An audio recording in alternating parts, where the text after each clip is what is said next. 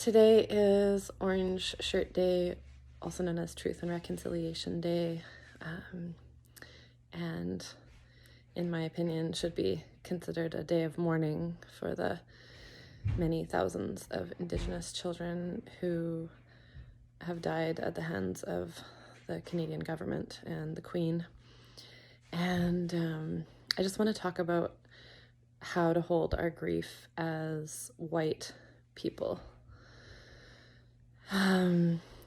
Because I think that we have so little understanding of how to hold grief in general. And in this situation, it's an interesting one because if we were to look at Francis Weller's articulation of the 5 gates of grief, there's 2 gates that are alive today. Well, at least 2. But the 2 that I'm specifically thinking of are the first gate, which is the gate of, of loss, of a very deep loss, which is what Indigenous people are experiencing on this day. And, in general, always. But there's also this other gate of grief, which is the sorrows of the world.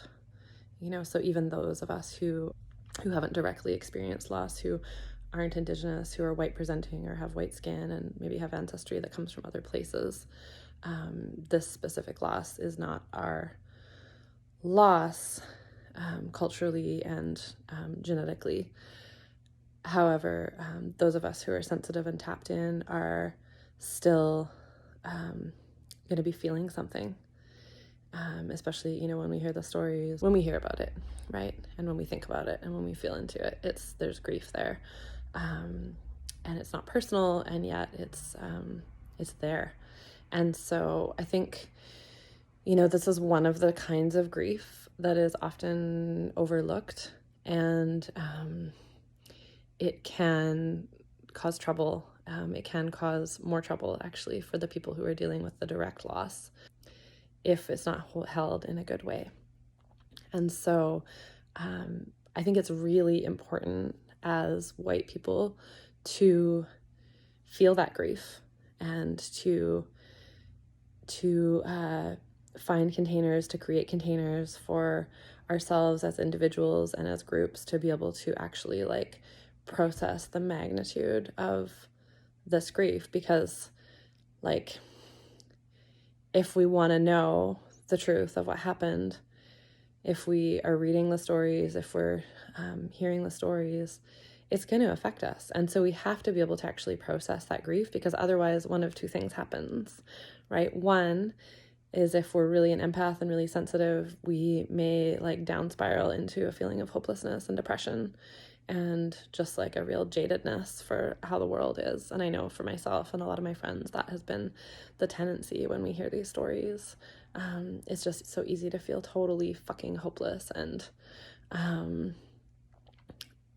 with our government actually making any kind of broad change, and even people, just people in general, making any kind of broad change and having a understanding of what happened, and is still happening, right, to the Indigenous people in our country, on this land. And so we need to create spaces for us to be able to process our grief. The other thing that can happen if we don't do this, right, is we actually just become numb, or even push the grief away. And we see a lot of that these days, where people are just oh, well, they should just fucking suck it up and get on with it, get over it, And it's okay, well, that's a pretty disconnected attitude, because grief and trauma does not resolve itself by sucking it up and getting over it. That's not how our nervous systems work. That's not how our souls work. We need to actually really grieve what has happened. And I think a part of the reason why it can be hard for those type of people to be able to feel connected and have compassion is because they haven't dealt with their own grief, right? They haven't dealt with their own grief, their own ancestral lineage, both around, perhaps things that they've done in their lifetime or their ancestors have done in their lifetimes. And I mean, that can be true for all of us, whether we're sensitive or whether we're assholes about it, that we have grief in that way to deal with, in terms of being the perpetrator. And then also for many of us, we come, like my ancestry is Irish and Scottish and some British as well. And, if we go back far enough and consider what the British Crown, what the Roman Catholic Church, what the patriarchal systems did in old Europe to the Irish people, to the Scottish people, to the medicine people of all of those lands, then there's a huge amount of trauma and grief there as well that we need to make space to be able to address, because we can't be true allies for Indigenous people on this land unless we understand and have heard the stories both of where they come from and what happened to them, but also where, and almost like more importantly, where we come from and what happened there. And both the aspects of like what was done by our ancestors that was not okay, and also what was done to our ancestors that was not okay, and to start to grieve that, to really mourn that.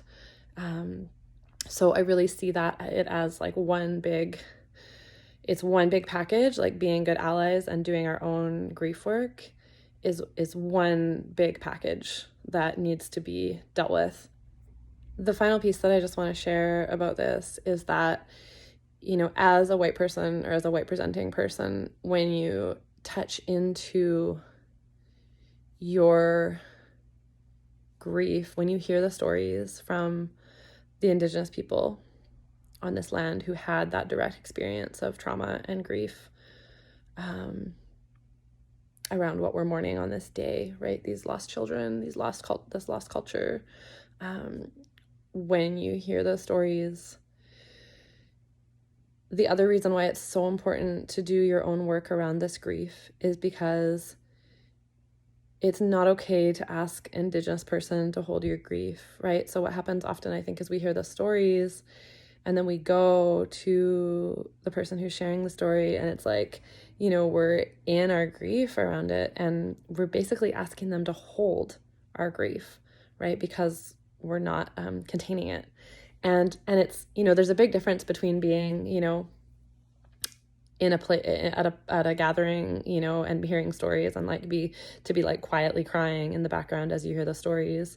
There's a big difference between that and like going up to someone and being like, oh my God, I'm so sad that this happened, right? Where you're more like actually asking them to hold it for you. So like, it's similar to, I'll just share a little personal story around, I very recently lost one of my dearest elders, mentors, and friends to cancer. And when she was in her dying process, what I recognized, part of my initiation around that was learning and seeing myself how, I was in fucking grief while she was dying. I was in it. There was times when I would just go home from the hospital at night and I would light a candle and just create space for myself, get a bowl of water, or go down to the ocean after I saw her. And I would just fucking wail and be in that, be in the grief of it. But I wouldn't want to do that in front of her while she's in her dying process, right? I wouldn't want to put that on her. I wouldn't want to ask her to hold my grief because she's already in a fucking process and needing to hold herself there, right? And so in a way it's similar, right? When someone is in their grief around their direct loss, it's we can feel empathy for them and we can also feel the grief of it, but to actually ask someone to hold that for us is a whole different thing that we want to not do as white folks in this situation. So I hope that's clear. I hope that's helpful. Let me know if that makes sense in the comments. I'd love to hear back from you guys. How is this process of kind of, reconciling your whiteness with the real grief of hearing these stories and recognizing that our ancestors both have a history on both sides, right, of both being persecuted and persecuting. How has that process been for you? Where are you at in it now? Are you just starting to think about it, or is it something that you're quite in depth with at this point? Yeah, so that's all, you guys. Just wanted to share that piece and just sending you all so much love. We'll see you soon.